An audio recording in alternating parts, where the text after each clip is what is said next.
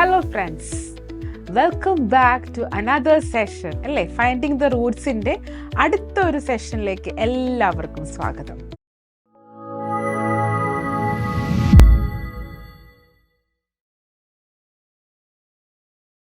കഴിഞ്ഞ 1, 2, 3 അല്ലേ, 3 സെഷൻസ് നോക്കും, 4 സെഷൻസ് കഴിഞ്ഞല്ലേ.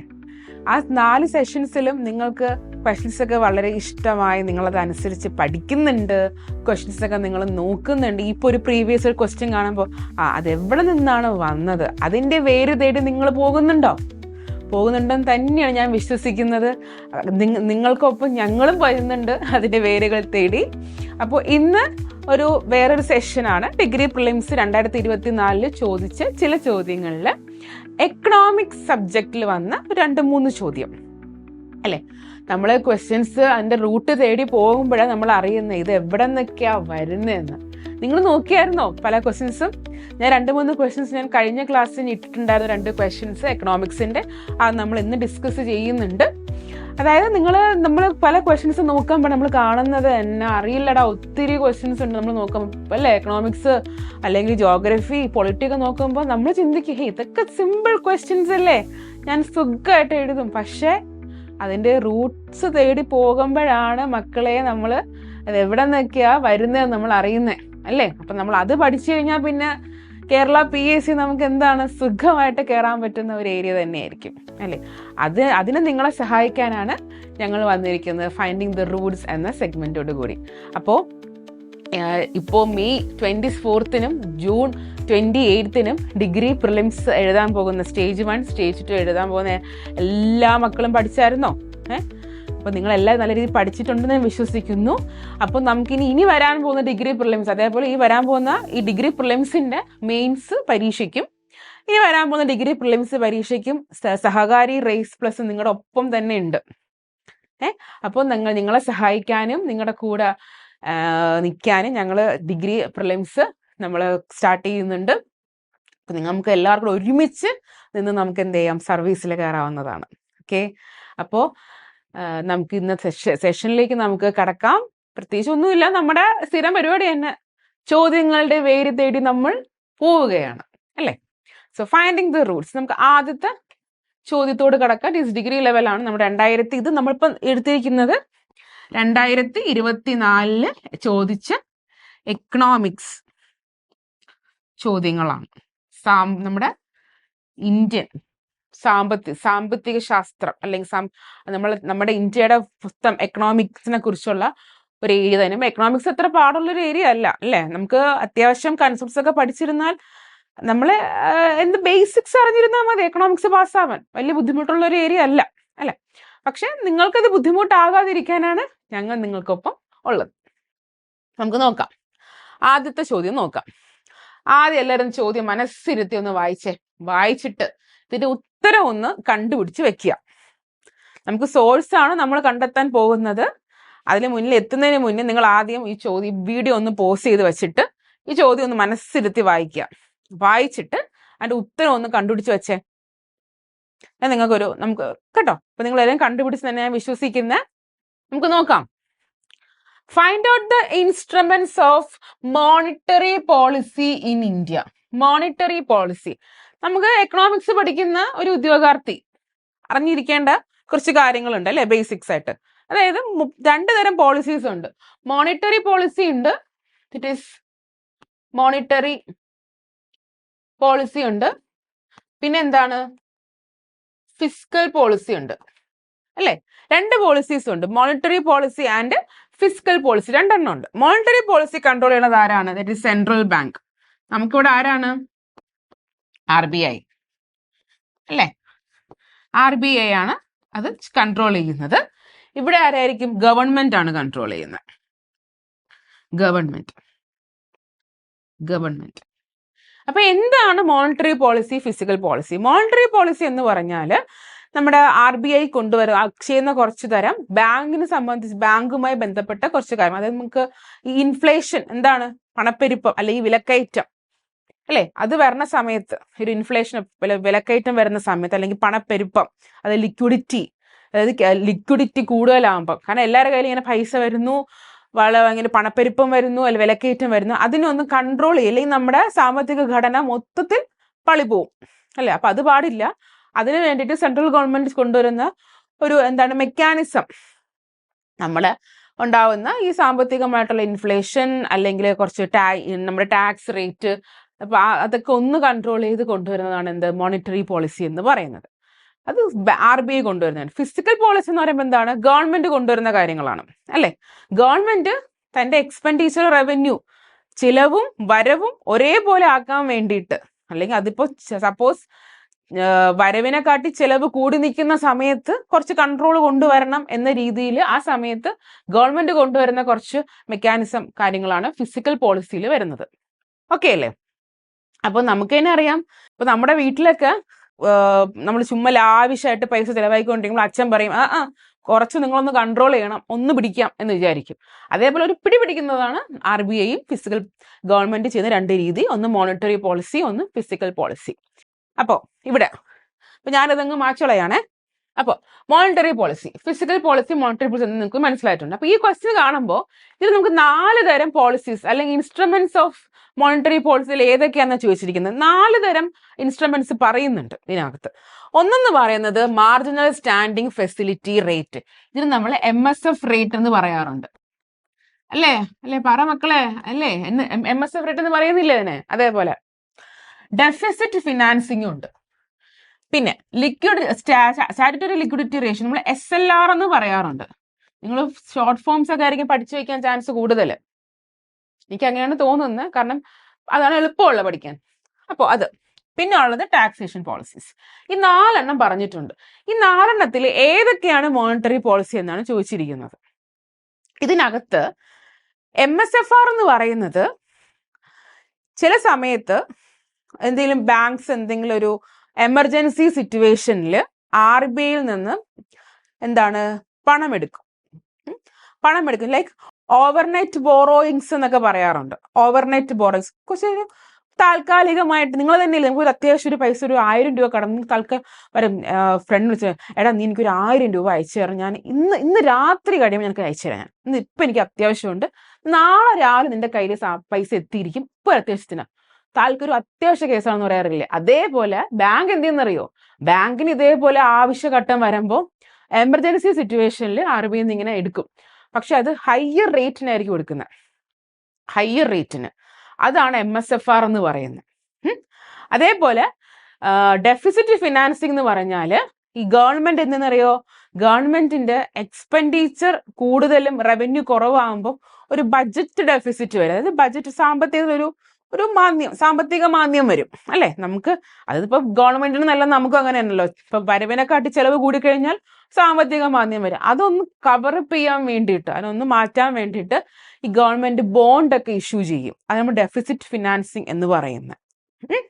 അതേപോലെ സ്റ്റാറ്റ്യൂട്ടറി ലിക്വിഡിറ്റി റേഷ്യോ എന്ന് പറയുന്നത് ബാങ്ക്സ്, കൊമേഴ്ഷ്യൽ ബാങ്ക്സ്, ഈ ബാങ്ക്സ് എന്ന് പറയുമ്പോൾ അവരുടെ അസറ്റ്സ് ഈ ലിക്വിഡ് അസറ്റ്സ് ആയിട്ട് അവർ കുറച്ച് റിസർവ് ചെയ്ത് വെക്കണം, ഗോൾഡ് ആയിട്ടോ അങ്ങനെ എന്തെങ്കിലുമൊക്കെ. കാരണം ഒരു എമർജൻസി സിറ്റുവേഷൻ ഒന്നും അവർക്ക് ഉപയോഗിക്കാൻ. അത് മാത്രമല്ല അവരുടെ ഒരു ലിക്വിഡിറ്റി ഫ്ലോ, ഈ പണം ഒഴുക്കുണ്ടല്ലോ, അതിനെ ഒന്ന് കൺട്രോൾ ചെയ്യാൻ വേണ്ടിയിട്ട് RBI തന്നെ പറയുന്ന ഒരു കാര്യമാണ്, നിങ്ങളുടെ അസറ്റ്സ് നിങ്ങൾ എന്ത് ചെയ്യുക, നിങ്ങളൊരു ഈ ഗോൾഡ് ആയിട്ടോ എന്തെങ്കിലുമൊക്കെ ആയിട്ടോ ഒന്ന് റിസർവ് ചെയ്ത് വെക്കണം എന്ന് പറഞ്ഞു. അതാണ് SLR എന്ന് പറയുന്നത്. ടാക്സേഷൻ പോളിസീസ് എന്ന് പറയുന്നത് ഗവൺമെന്റ് തന്നെ കൊണ്ടുവരുന്നതാണ്. കുറച്ച് ഇങ്ങനത്തെ എക്സ്പെൻഡിച്ചറും റവന്യൂ ഒക്കെ ഒന്ന് കൺട്രോൾ ഇതൊക്കെ വരുമ്പോൾ ടാക്സിലൊക്കെ ഒരു കുറച്ച് മാറ്റം കൊണ്ടുവരും. ഇൻഡയറക്ട് ടാക്സും ഡയറക്ട് ടാക്സ് ഒക്കെ പറഞ്ഞ് കുറച്ചുണ്ടല്ലോ, അതിൽ കുറച്ച് മാറ്റങ്ങൾ കൊണ്ടുവരണതാണ് ടാക്സേഷൻ പോളിസീസ് എന്ന് പറയുന്നത്. അപ്പൊ ഞാൻ ഈ 4 ഡെഫിനേഷൻ പറഞ്ഞപ്പോൾ നിങ്ങൾ കേട്ടു. ആ 4 എണ്ണവും 2 എണ്ണം RBI പറയുന്നതാണ്, 2 എണ്ണം ഗവൺമെന്റിൻ്റെതും. അപ്പൊ ഈ 2 എണ്ണം മോണിറ്ററി പോളിസിയാണ്, 2 എണ്ണം ഫിസിക്കൽ പോളിസിയാണ്. അപ്പോൾ ഇതിനകത്ത് MSFRും SLRുമാണ് മോണിറ്ററി പോളിസിയിൽ വരുന്നത്. ഇത് രണ്ടും ഗവൺമെന്റ് ഫിസിക്കൽ പോളിസിയിലാണ് വരുന്നത്. അപ്പോൾ the answer is only 1 and 3. സംഗതി ഇവിടെ കിട്ടിയല്ലോ. ഇപ്പൊ ഇതാണ് ഇതിന്റെ ആൻസർ. ഇതിപ്പോ പഠിച്ചിട്ട് പോയ ഒരു ഉദ്യോഗാർത്ഥി സുഖമായിട്ട് ഇത് ആൻസർ ചെയ്യും. ഓക്കെ, എനിക്കിത് അറിയാം. പിന്നെ ഇതിനകത്ത് നമ്മുടെ മോണിറ്ററി പോളിസിക്കകത്ത് ഇനിയും കുറച്ച് ആൾക്കാർ വരുന്നുണ്ട്, like CRR, open market operations, അങ്ങനെ കുറെ കാര്യങ്ങളുണ്ടല്ലോ. അപ്പം അതൊക്കെ വരുന്നുണ്ട്. അതെല്ലാം മോണിറ്ററി പോളിസിക്കകത്ത് വരുന്നതാണ്. ഇനി ഈ ക്വസ്റ്റ്യൻ വന്നത് എവിടെ നിന്നാണെന്ന് നോക്കാം. NCERT-യില് നമ്മള് കുറച്ച് ഇറങ്ങി തപ്പിയാൽ 12ാം ക്ലാസ്സിലെ മാക്രോ എക്കണോമിക്സ്, 12ാം ക്ലാസ്സിലെ NCERT മാക്രോ എക്കണോമിക്സിൽ നമ്മൾ നാഷണൽ ഇൻകം അല്ലെങ്കിൽ മണി ആൻഡ് ബാങ്കിങ് എന്ന ചാപ്റ്ററിലേക്ക് നമ്മൾ ഇറങ്ങി തപ്പിയ ഈ ആൻസേഴ്സ് കിട്ടും. ഇൻസ്ട്രുമെന്റ്സ് ഓഫ് മോണിറ്ററി പോളിസി അവിടെ കൊടുത്തിട്ടുണ്ട്. കുറേ അതിനായിട്ട് നമ്മളിങ്ങനെ വായിച്ച് കണ്ടുപിടിക്കണം. പക്ഷെ കുറച്ച് സിമ്പിൾ നിങ്ങൾക്ക് പഠിക്കാൻ താല്പര്യം ഉണ്ടെങ്കിൽ, നിങ്ങൾക്ക് അത് പഠിക്കാൻ ഇൻട്രസ്റ്റ് ഉണ്ട്, നിങ്ങൾക്ക് NCERT മാത്രം, ഇപ്പൊ നമുക്ക് NCERT മാത്രം നമുക്ക് ഡിപ്പെൻഡ് ചെയ്യാൻ പറ്റില്ല അല്ലേ? നിങ്ങൾ കഴിഞ്ഞ ക്ലാസ്സിലൊക്കെ ശ്യാം സാറിന്റെ ക്ലാസ്സിലൊക്കെ നിങ്ങൾ കണ്ടു കാണും, നമുക്ക് NCERT മാത്രം ഡിപ്പെൻഡ് ചെയ്യാൻ പറ്റില്ല. ഇപ്പം NCERT-ക്ക് അപ്പുറവും കേരള PSC ചോദ്യങ്ങൾ ചോദിച്ചു തുടങ്ങിയിരിക്കുന്നു. അപ്പൊ നമ്മളും അതിനൊപ്പം സഞ്ചരിക്കേണ്ടതായിട്ടുണ്ട്. അപ്പോൾ അങ്ങനെ നീക്കൊണ്ട് നമുക്ക് ഇതിനകത്ത് നിന്ന് നമുക്ക് ഒരു ബുക്കുണ്ട്, Ramesh Singh book of economics. Ramesh Singh book of economics അതിനകത്ത് വരുന്നുണ്ട്. നമുക്ക് ഈ SLR അതിനകത്ത് ഇൻസ്ട്രുമെന്റ്സ് ഓഫ് മോണിറ്ററി പോളിസി എന്ന് ഹെഡിങ് കൊടുത്തിട്ട് ഓരോന്നും ഡിഫൈൻ ചെയ്ത് താഴെ കൊടുത്തിട്ടുണ്ട്. അതിൽ ആദ്യം വന്നിരിക്കുന്നതാണ്, ഞാനിതൊന്ന് ഇറൈസ് ചെയ്ത് തരാം കേട്ടോ, അപ്പൊ നിങ്ങൾക്ക് വായിക്കാൻ എളുപ്പമായിരിക്കേ. ഈ statutory liquidity ratio monetary policy ഇൻസ്ട്രുമെന്റിന് താഴെ വരുന്നതാ. അതിൽ കൃത്യമായിട്ട് പറയുന്നുണ്ട് reserve ratios, in order to maintain reserve ratios അല്ലേ. നമ്മൾ കുറച്ചത് ഇക്വിഡിറ്റി ഒക്കെ, നമുക്കൊരു ഒരാവശ്യം വന്നു കഴിഞ്ഞാൽ ബാങ്കിനിപ്പോ ബാങ്കിന്റെ ഒരു പണപ്പെരുപ്പം ഇതൊക്കെ കുറയ്ക്കണം, മീൻസ് ഒരു പണ ഒഴുക്കൊക്കെ കുറയ്ക്കാൻ വേണ്ടിയിട്ട് നമുക്ക് എന്താണ് സ്റ്റാറ്റ്യൂട്ടറി ലിക്വിഡിറ്റി റേഷ്യോ വരുന്നുണ്ട്. അതേപോലെ അടുത്തതാണ് MSFR-ഉം വരുന്നുണ്ട്. MSFR എന്താണ്? ഒരു ഓവർനൈറ്റ് ബോറോയിങ് ആണ് അല്ലെ. Overnight borrowing at 1%, interest rate കൂടുതലായിരിക്കും അല്ലെ, ഇൻട്രസ്റ്റ് റേറ്റ് കൂടുതലായിരിക്കും.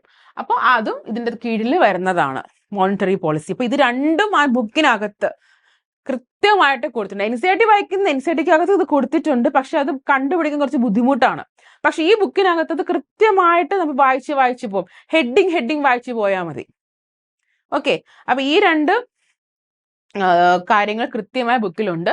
അതേപോലെ ഡെഫിസിറ്റ് ഫിനാൻസിങ് ടാക്സേഷൻ പോളിസിയും അതിനകത്ത് കിട്ടും. അത് ഫിസിക്കൽ പോളിസി, ഗവൺമെന്റിന്റെ ഫിസിക്കൽ പോളിസിക്കകത്ത് വരുന്ന കുറച്ച് കാര്യങ്ങളാണ്. ഓക്കെ, മോണിറ്ററി പോളിസി എന്ന് പറയുമ്പോൾ അത് കൺട്രോൾ ചെയ്യുന്ന ആരാണ്? RBI ആണ്. ഫിസിക്കൽ പോളിസി ആകുമ്പോൾ ഗവൺമെന്റ് ആണ്. ഓക്കെ ആണല്ലോ ഇത്. ഇനി നമുക്ക് അടുത്ത ചോദ്യം നോക്കാം. അടുത്തത് നോക്കിയേ, വളരെ ഈസി ചോദ്യമാണ് അല്ലേ. GDP ഒക്കെ നമ്മൾ പഠിച്ചിട്ടല്ലേ പോവാ, നമുക്ക് ഈസി അല്ലേ. GDP at factor cost is equal ഒരു ഈ വീഡിയോ ഒന്ന് പോസ്റ്റ് ചെയ്ത് നിങ്ങളൊന്ന് ഉത്തരം ഒന്ന് കണ്ടുപിടിച്ചേ, പെട്ടെന്നാവട്ടെ. കണ്ടുപിടിച്ചിട്ട് നിങ്ങൾ നേരെ വീഡിയോയിലേക്ക് വായോ കേട്ടോ. ഓക്കെ, അപ്പൊ നിങ്ങൾ കണ്ടുപിടിച്ച് വിശ്വസിക്കുന്നു. അപ്പൊ GDP at factor cost is equal to, അപ്പൊ GDP എന്താന്ന് നമുക്കറിയാം. എന്താണ് GDP? എന്താണ്?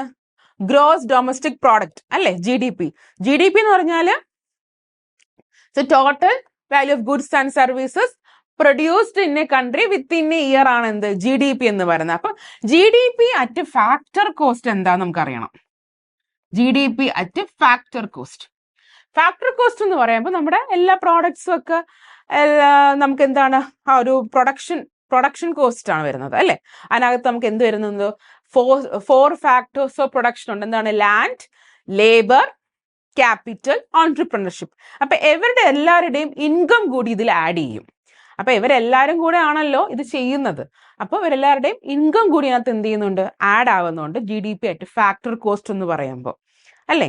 അപ്പൊ നമുക്ക് GDP അറ്റ് ഫാക്ടർ കോസ്റ്റ് ഉണ്ട്, GDP അറ്റ് മാർക്കറ്റ് പ്രൈസും ഉണ്ട്. മാർക്കറ്റ് പ്രൈസ് എന്ന് പറയുമ്പോൾ ഇതെല്ലാം പ്രൊഡ്യൂസ് ചെയ്ത് മാർക്കറ്റിൽ ഇത് എങ്ങനെയാണ് എല്ലാം അതിന്റെ ഫാക്ടേഴ്സ് പ്രൊഡക്ഷൻ എല്ലാം കഴിഞ്ഞ് അത് ഫാക്ടറി നേരെ മാർക്കറ്റിലേക്ക് വരുമ്പോൾ അത് മാർക്കറ്റ് കോസ്റ്റ് എങ്ങനെയാണ്. ഈ മാർക്കറ്റ് കോസ്റ്റ് എന്ന് പറയുമ്പോഴത്തേക്ക് ഇതിപ്പോ ഫാക്ടർ കോസ്റ്റ് നമുക്ക് പറയാം, ഇതിപ്പം എന്താണ് 100 ക്രോറാണ്. ഇതിൽ വന്നപ്പോ 10 ക്രോറാണ് വരുന്നത് അല്ലെ. 10 ക്രോറാണ് വരുന്നത് മാർക്കറ്റ് കോസ്റ്റ് വരുമ്പോഴത്തേക്ക്. ക്രോറാണ് ഉദ്ദേശിക്കുന്നത് ഞാൻ. അത് കഴിഞ്ഞിട്ട് ഇതിപ്പോ ഈ ഫാക്ടറി കോസ്റ്റിലാകുമ്പോഴത്തേക്ക് ഇത് എല്ലാം പ്രൊഡ്യൂസ് ചെയ്ത് പ്രൊഡക്ഷന്റെ കാര്യങ്ങളൊക്കെ വരുന്നത്. മാർക്കറ്റ് എല്ലാം എന്റെ ഫൈനൽ പ്രോഡക്റ്റ് വിപണിയിൽ വരുന്നതാണ്. അപ്പൊ ഈ ഫാക്ടറി കോസ്റ്റിനകത്ത് നമ്മൾ വേറെ കുറച്ച് കാര്യങ്ങളും കൂടെ വരുന്നുണ്ട്. ഇതിനകത്ത് നമ്മൾ ഈ ഫാക്ടറി കോസ്റ്റിനകത്ത് നമ്മൾ എന്ത് ചെയ്യുന്നുണ്ട്? സബ്സിഡീസ് ആഡ് ചെയ്യുന്നുണ്ട്. സബ്സിഡീസ് എന്താണ്?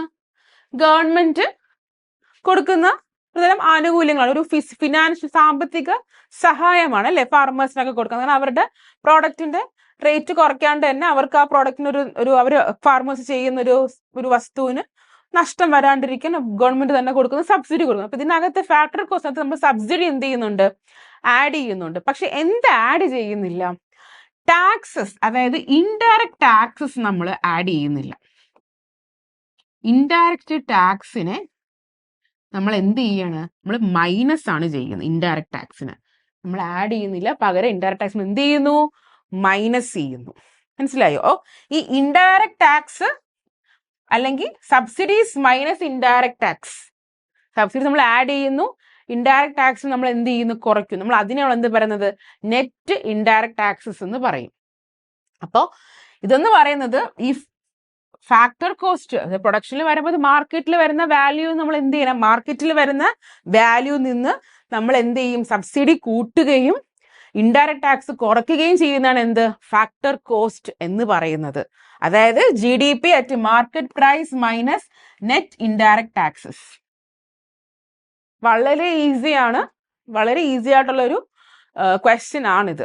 ഇപ്പൊ നമ്മൾ എക്സാമ്പിൾ പറയുകയാണെങ്കിൽ ഇതിപ്പോ GDP ഇപ്പോൾ ഒരു 100 crore ആണെങ്കിൽ ഇത് 10 crore ആണെങ്കിൽ ഇപ്പൊ എന്താണ്? ഇപ്പം സോറി, ഇത് 10 crore, നമുക്ക് ഇത് തിരിഞ്ഞുപോയി. 100 crore ആണ്. അപ്പൊ നമ്മൾ എന്ത് ചെയ്യുന്നു? 100 crore മൈനസ് ഇൻഡയറക്റ്റ് ടാക്സ് നമുക്കൊരു 7 crore എന്ന് പറയാം. 7 crore ചുമ്മാ എഴുതാൻ കേട്ടോ. 7 crore. സബ്സിഡി ഒരു 3 crore. സബ്സിഡി ഒരു 3 crore. അപ്പൊ എത്ര വരും? കണക്കറിയില്ല മിസ് എന്ന് മാത്രം പറയരുത്, എളുപ്പമുള്ള കണക്കാണ്, പെട്ടെന്ന് പറഞ്ഞോ. 100 മൈനസ് 7 മൈനസ് 3 മൈനസ് 4. 96 crore ആണ് എന്ത്? ഫാക്ടർ കോസ്റ്റ് എന്ന് പറയുന്നത്. അപ്പൊ ആ ഫാക്ടർ കോസ്റ്റിനെ കാട്ടി കൂടുതലല്ലേ മാർക്കറ്റ് പ്രൈസ്. അപ്പം ഈ ഫാക്ടർ കോസ്റ്റിനെ കാട്ടി എപ്പോഴും മാർക്കറ്റ് പ്രൈസ് GDP കൂടുതലാണ് കേട്ടോ. അത് ഓർത്തിരിക്കണം, അത് ഇമ്പോർട്ടൻ്റ് ആണ് കേട്ടോ. അത് ഇടയ്ക്ക് പരിശോധിക്കാറൊക്കെ ഉണ്ട്. ഇപ്പോൾ ഈ ക്വസ്റ്റ്യനിൽ ഇതാണ് വരുന്ന answer. GDP at factor cost. മനസ്സിലായല്ലോ? പിന്നെ വരുന്നത് ഡിപ്രിസിയേഷൻ. ഡിപ്രിസിയേഷൻ പറയുമ്പോഴത്തേക്ക് ഇങ്ങനെ തന്നെ ഉള്ളതാണ്. നമുക്ക് വേറെ എന്തെങ്കിലും തേയ്മാനമൊക്കെ സംഭവിക്കുന്നില്ലേ പ്രോഡക്റ്റിൽ, അതാണ് ഉദ്ദേശിക്കുന്നത് ഡിപ്രിസിയേഷൻ. സെയിം മീനിങ് തന്നെയാണ്, നമ്മുടെ നോർമൽ വേർഡിന്റെ മീനിങ് തന്നെയാണ്. അപ്പോൾ GDP അറ്റ് ഫാക്ടർ കോസ്റ്റ് എന്ന് പറയുന്നത് GDP at market price minus net indirect taxes ആണ്. ഓക്കെ ആണല്ലോ? അപ്പോൾ ഇതാണ് ഇതിന്റെ ആൻസർ. അപ്പൊ നമുക്ക് എന്തായിരുന്നു നമ്മുടെ ഉദ്ദേശം? എന്തായിരുന്നു? റൂട്ട് കണ്ടുപിടിക്കുക അല്ലേ? നമുക്ക് റൂട്ട് കണ്ടുപിടിക്കുക. ഇനി ഇതൊന്നും മാച്ചളയാണേ, കാരണം നമുക്ക് റൂട്ടിന് സ്ഥലം കൊടുക്കുന്നല്ലോ. ഇതാണ് വരുന്നത്.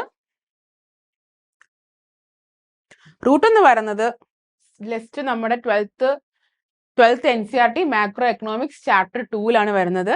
അവിടെ ഒരു ബോക്സ് കൊടുത്തിട്ടുണ്ട്, GDP at factor cost with formula. Simple അല്ലേ? നമ്മൾ നോക്കാണ്ടൊക്കെ പോകും, പക്ഷെ ഇത് സിമ്പിൾ ആയിട്ട് ക്വസ്റ്റ്യൻ അല്ലേ? അടുത്ത last question of the day. ഇന്നത്തെ ലാസ്റ്റ് ക്വസ്റ്റ്യൻ ആണ്. So which 5-year plan did the government introduce insurance regulatory authority in India? എല്ലാവരും ഈ വീഡിയോ ഇപ്പോൾ ഒന്ന് പോസ് ചെയ്തിട്ട് ആൻസർ കണ്ടുപിടിച്ചിട്ട് ഓടിവായോ. ഓക്കെ, അപ്പൊ നിങ്ങൾക്ക് എല്ലാവർക്കും ഇതിന്റെ ആൻസർ കിട്ടി എന്ന് വിശ്വസിക്കുന്നു. നമുക്കിത് നോക്കാം. ഇതിനകത്ത് നമുക്ക് റൂട്ട് കണ്ടുപിടിക്കാനാണെങ്കിലും കുറച്ച് ബുദ്ധിമുട്ടാണ്. കാരണം റൂട്ട് ശരിക്കും പറഞ്ഞാൽ ആപ്റ്റ് റൂട്ട് ഇല്ല. നമുക്ക് അറിയേണ്ടത് ഈ IRAD,